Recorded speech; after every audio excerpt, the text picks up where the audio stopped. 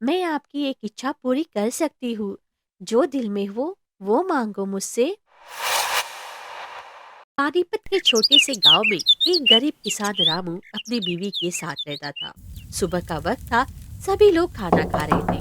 अचानक दरवाजा खटखटाने की आवाज आती है। अरे जाओ देखो, इतना जोर जोर से दरवाजा कौन खटखटा रहा है। दरवाजा खोलते ही जमींदार भवानी गुस्से से लाल पीला खड़ा था, जो कि बहुत ही लालची इंसान है। वो सभी लोगों से 5 गुना ज्यादा ब्याज वसूलता है। रामू, ये क्या हुआ? तो पैसा नहीं दिया? जमींदार साहब, हमने तो आपका सब पैसा चुकता कर दिया। कल ही तो दिया आपका पैसा। टाइम पर तुमने पैसा नहीं दिया है। अब तुझे 5 गुना ज्यादा ब्याज पर लौटाना होगा। 5 गुना? ये क्या है जमींदार साहब? ये तो आप हमारे साथ गलत कर रहे हैं। जो कि हमने आपका सारा पैसा मेहनत से काम करके चुकता कर दिया है। ज्यादा मेरे से बड़ी बड़ी बात मत कर। ज्यादा बोलेगा तो तेरे घर में अभी ताला लगा दूंगा, तेरी फसल भी बेच दूंगा। जमींदार साहब, हम जैसे गरीब लोगों को परेशान करके आपको क्या मिलेगा? आखिर मैं आपको सभी पैसे चुकता कर दिया हूँ।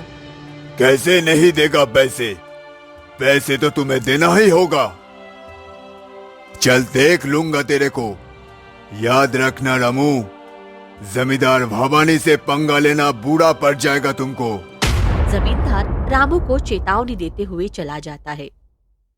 आप बताइए, जिंदगी हम लोगों की कब बदलेगी? रोज रोज हम लोग बिना टेंशन के सोते ही नहीं।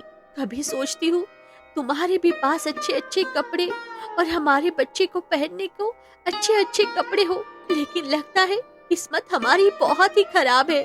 मुझे पता है कि हम लोग की बहुत तकलीफ है, पर क्या करें? खेत छोटी है, फसल भी अच्छे से नहीं होते, ऊपर से कर्ज का बोझ और भी टेंशन देता है। मैं कितना भी दिन रात काम करूंगा, लेकिन हमारे हिस्से में एक रोटी ही आती है। अब मैं क्या करूं रचना? हाँ, बात सही है। आप मेहनत तो करते ही हो, लेकिन हमारी तो भगवान भी नहीं सुन रहे। लगता है हम लोगों की जिंदगी ऐसे ही गुजर जाएगी, बस गरीबी में। रचना ये सब रोते हुए धीरे धीरे खाना पका रही थी। कमरे में बिल्कुल सन्नाटा था। रामू ने ठान लिया, खेत में चाहे जान निकल जाए, लेकिन कुछ ऐसा लेकर आऊंगा जिससे रचना के चेहरे पर मुस्कान आ जाए। रामू को नहीं पता था कि आज के दिन की जिंदगी की उसकी सबसे बड़ी कहानी की शुरुआत होने वाली है। सुबह के टाइम रामू खेत में जाने के लिए निकल रहा था। रचना के मन में कुछ हलचल सी चल रही थी। रामू रोज गांव के बीच से जाने वाले रास्ते में एक मंदिर से गुजरता हुआ प्रतिदिन अपने खेत में जाता था। नमस्ते पंडित जी, कैसे है आपकी तबीयत? ठीक है ना? हाँ बेटा, सब ठीक है। भगवान की आशीर्वाद तुझ पर बना रहे। पंडित जी से बात करके रामू खेत की तरफ निकल जाता है। इसी शाम गांव का जमींदार भवानी अपने नौकरों से कुछ बातें कर रहा था। उसके मन में एक खतरनाक योजना आ रही थी। वो अपने नौकर से बोलता है, अरे कल्लू, मेरा मंदिर का गहना देखकर मेरा जी ललचा रहा है। कल ही मंदिर का गहना कैसे भी करके लेकर आओ। वो हमारे घर में होना चाहिए, कल के कल ही। पर जमींदार साहब, मंदिर का गहना चुराना बहुत बड़ा पाप होता है, और चुराना अच्छी बात भी नहीं है। अरे मूर्ख, भगवान को क्या जरूरत है गहनों की? असली भगवान तो पैसा है, पैसा। गांव वालों को पता चलेगा तो? बस यही तो मजा है। चोरी हम करेंगे पर नाम किसी और का लगेगा। पता है किस पर? उस गरीब रामू पर। उस दिन उसका जुबान बहुत ज्यादा ही कुछ चल रही थी। लेकिन जमींदार साहब, रामू तो हर दिन अपने खेत की तरफ मंदिर होकर ही जाता है। हाँ, बिल्कुल सही समय कल्लू। हम इसी बात का फायदा उठाएंगे। सबको लगेगा कि उसने ही चोरी की। हम लोग कल रात को ही सोना चुरा लेते हैं और कल पूरे गांव में फैल जाएगा। तू बस थोड़ा सावधानी से रहना, किसी को पता ना चल पाए। कल आधी रात को हम लोग चलेंगे और गहना उठा के अपने कोठे पर रख देंगे। अगले दिन मैं खुद शोर मचा दूंगा और रामू का नाम लूंगा, समझा तू? कल्लू डरते डरते सर हिलाता है और जमींदार साहब की बात मान लेता है। रात का समय था, सभी तरफ सन्नाटा फैला हुआ था और जमींदार अपने नौकरों के साथ मंदिर में गहने चुरा रहा था। मंदिर के रास्ते से एक बकरी मंदिर में चोरी करते हुए दोनों को देखकर चली जाती है। अगली सुबह मंदिर के बीचों बीच पूरे गांव के लोग इकट्ठा हो चुके थे।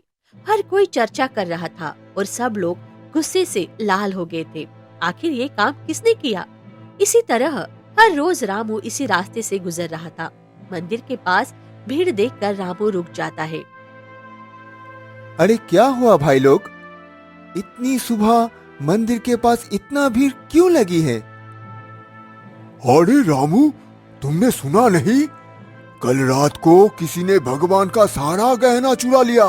रामू ये सुनकर सोच में पड़ जाता है। भीड़ में खड़ा जमींदार जो सच में चोरी किया था वो बहुत मासूम बन रहा था। महाराज जी, आप बताइए, कल रात को गहना मंदिर में था। अब बताइए महाराज जी, क्या आपने मंदिर के आसपास किसी को जाते आते देखा है? क्या आपको किसी पर शक है? मैं खुद अपनी आंखों से देखा हूँ। रात को जब मैं खेत से जा रहा था तो मंदिर के आसपास रामू चुपके घूम रहा था। क्या मुझ पर गलत इल्जाम लगा रहे हो? मैंने कोई चोरी नहीं किया है। ऐसा मैं कभी नहीं कर सकता हूँ। इतना बड़ा पाप मुझ पर मत डालो। अरे ये तो गरीब आदमी है, पैसों की तंगी में लोग कुछ भी कर सकते हैं। ये लोग मुंह पर आपके अच्छे बनते हैं। अरे शर्म आनी चाहिए आप लोगों को। हम लोगों ने चोरी नहीं की है। ऐसा गलत इल्जाम हम पे मत लगाइए। हम गरीब जरूर है पर चोर नहीं। मेरे पति जितने ईमानदार इस गांव में कोई नहीं है। ऐसा मत करिए, भगवान आप लोगों को कभी माफ नहीं करेगा। रामू और उसकी बीवी रचना ने बहुत समझाने की कोशिश की पर कोई उनकी बात को सुन नहीं रहा था। सब लोग रामू को ही चोर मान बैठे। रामू और रचना की आंखों में आंसू आ गए पर उनकी बात मानने को भीड़ में कोई तैयार नहीं था। अब तो सब साफ हो गया गांव वालों, सबको पता ही है रामू ही चोरी की है। अगर इसने मंदिर में चोरी की है तो ये भगवान का भी अपराधी है। इसे इस गांव में रहने देंगे तो कल हमारे घर में भी चोरी हो सकती है। अरे आप लोग मेरे बात को समझिए, मैं निर्दोष हूँ। मैंने कोई चोरी नहीं किया, सच बोल रहा हूँ मैं। लोग धीरे धीरे बोलने लगे, निकालो इसे इस गांव से जल्दी। भीड़ में हलचल मच गई। रामू और रचना की आंखों में आंसू आ गए। उन्होंने कई बार सफाई देने की कोशिश की। भीड़ मानने को तैयार ही नहीं थी, लेकिन किसी ने उनकी नहीं सुनी। सब मिलकर उन्हें गांव से बाहर निकाल दिया। रामू और रचना मजबूर होकर गांव छोड़कर चले गए। गांव के बाहर जंगल के बीच उन्हें एक टूटी झोपड़ी मिली। काफी पुरानी झोपड़ी थी। रात बिताने के लिए राजू और रचना यहीं रुक जाते हैं। देख रहे हो जी, चोरी किसी और ने की और इल्जाम हम पर लग रहा है।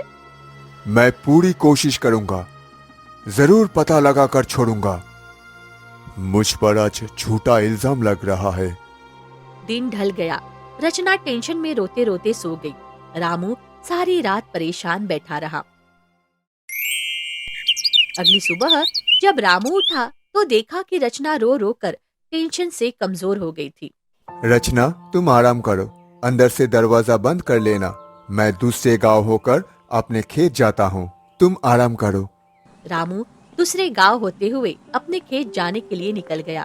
अचानक घने जंगल में सामने से एक बुढ़िया माता प्रकट हुई। रामू उनके पास जाता है।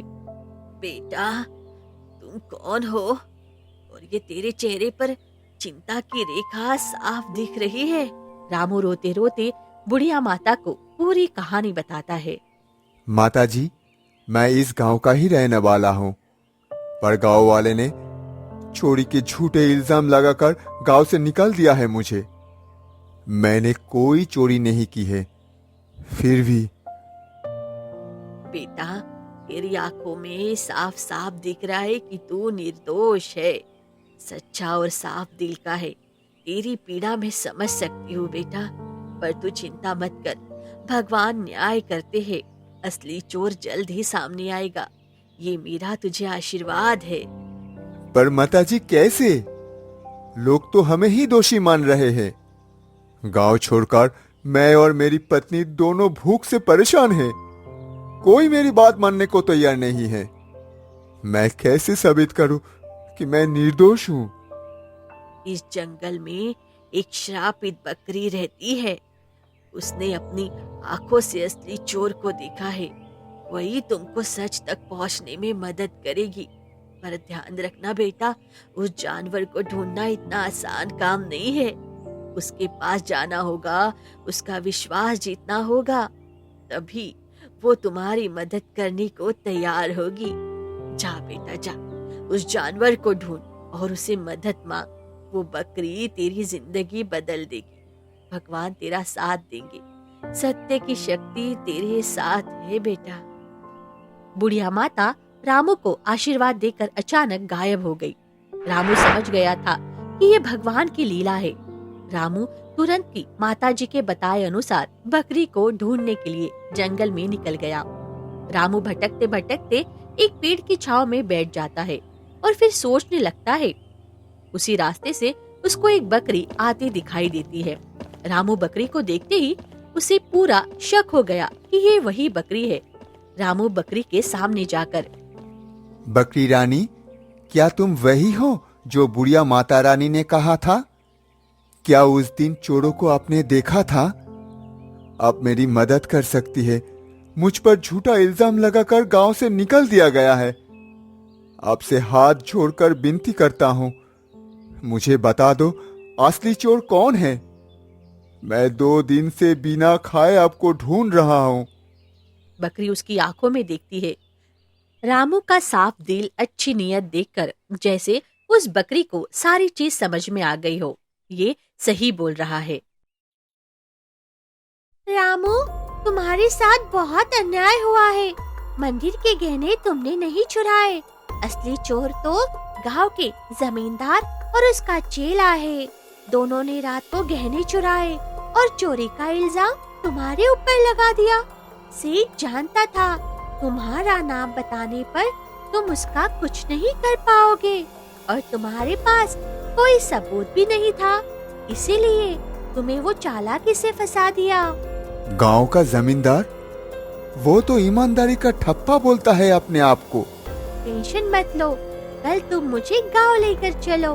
वहाँ गांव वालों के सामने मैं जो सच सच है वो सब बताऊंगी और तुम्हें निर्दोष साबित कर दूंगी। ये बात सुनकर बकरी के मुंह से रामू को बहुत राहत मिलती है। वो घर जाकर रचना को सारी बातें बताता है।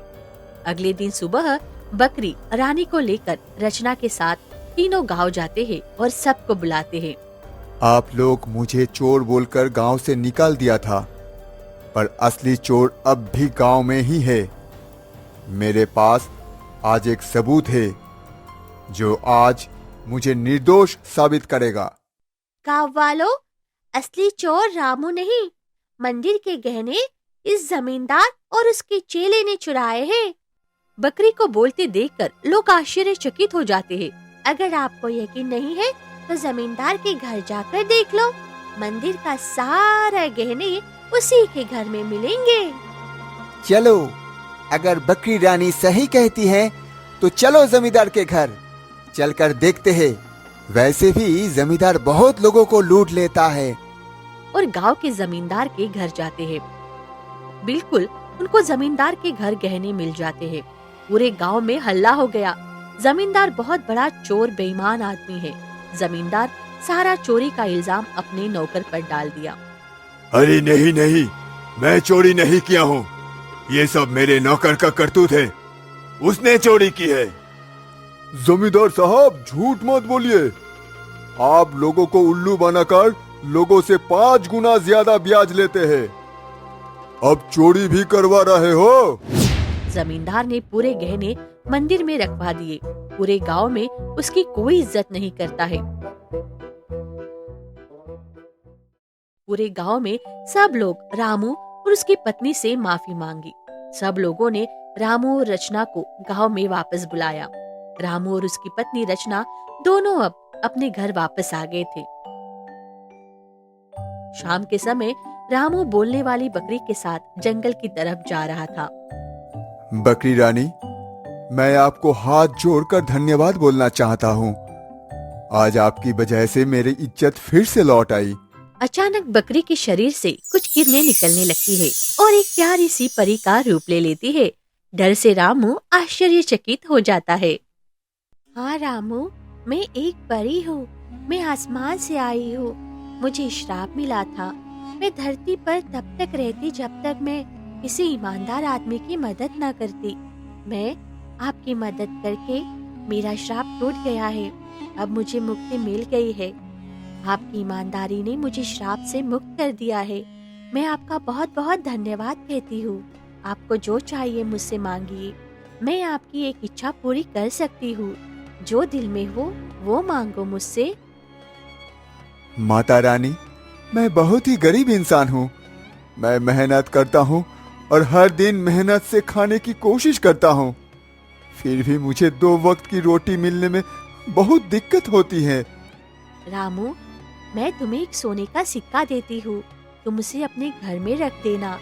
जितना भी धन की जरूरत होगी तुम मांग लेना।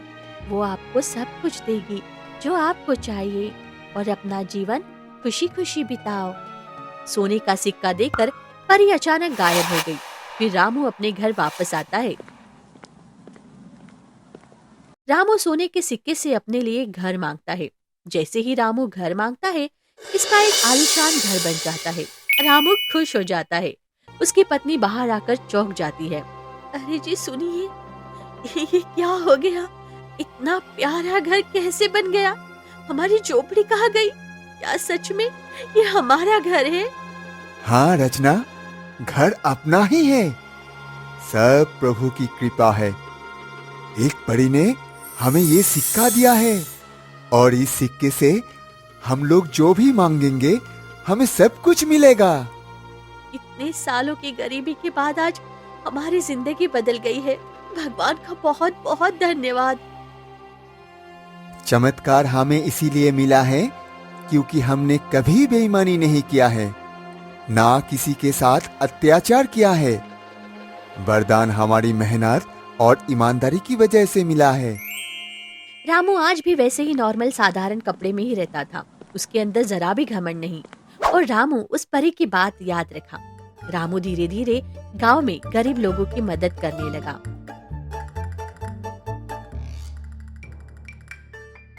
उसकी सारे गांव वाले बहुत इज्जत करने लगे। धीरे धीरे जमींदार के पास बात पहुंच गई। जमींदार साहब, आजकल पूरे गांव में रामू की बहुत तारीफ हो रही है। सुना है वो गरीबों को बहुत मदद करता है। ये कैसे हो सकता है? वो अचानक अमीर कैसे बन सकता है? जरूर इसके पीछे कोई बहुत बड़ा राज होगा। अगर ऐसे ही ये अमीर होता रहा तो एक दिन आएगा मुझे इसके यहाँ नौकरी करना पड़ेगा। अबे कल्लू, जरा तू रामू पर नजर रख। पैसा आने का असली राज क्या है? ठीक है जमींदार साहब। उसी दिन से जमींदार का चेला रामू दिन रात उस पर नजर रखने लगा।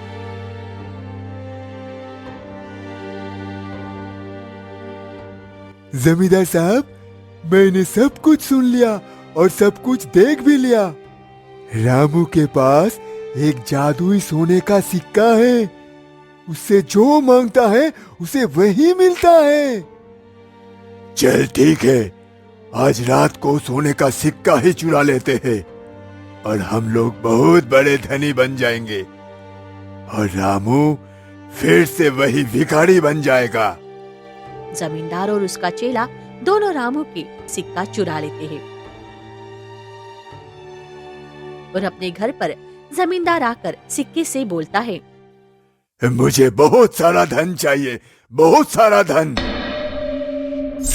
इतना कहते ही जमींदार के सामने एक परी उत्पन्न होती है और वो कहती है, ये सिक्का बस उनके लिए है जो बिना किसी स्वार्थ के पूरी ईमानदारी से दिल से किसी के काम आते हैं। ये सिक्का तुम जैसे राक्षस लोगों के लिए नहीं है।